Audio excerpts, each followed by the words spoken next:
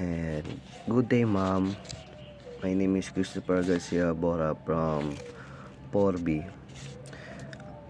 Projectile, direction motion. Ito po yung straight na bullet. And rotary motion. Ito po yung bala po nagtutwist. And translational, ito po yung mga nagbabounce. Kunwari example po, yung bullet po tumama po siya sa mga metal or anything na mga bagay na pwede niya pong ipag-bounce.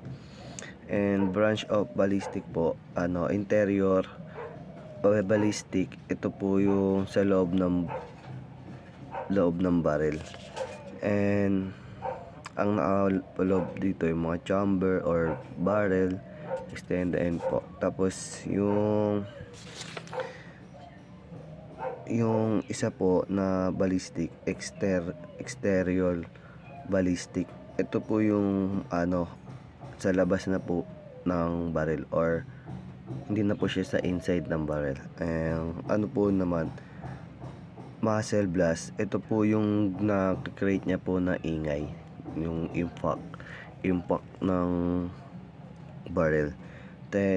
Tapos yung muzzle energy, ito po yung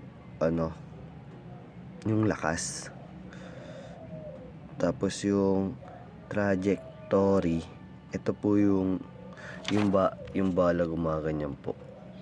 Kumbaga, yung pagbabagsaan po, yung pag pinapatok nyo po yung barrel, yung bala pababa dahil po sa gravity ng.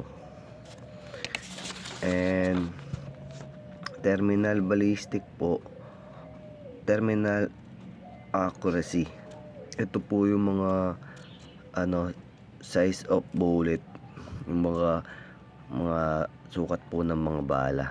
Tas terminal energy, ito po yung lakas ng bala, about na po siya sa bala. Tas terminal velocity, ito po yung bilis ng bala sa target. Tapos yung terminal penetration, ito po yung lalim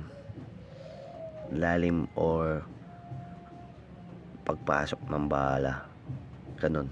Ayun lang po, ma'am. Thank you, maraming salamat. Have a good time.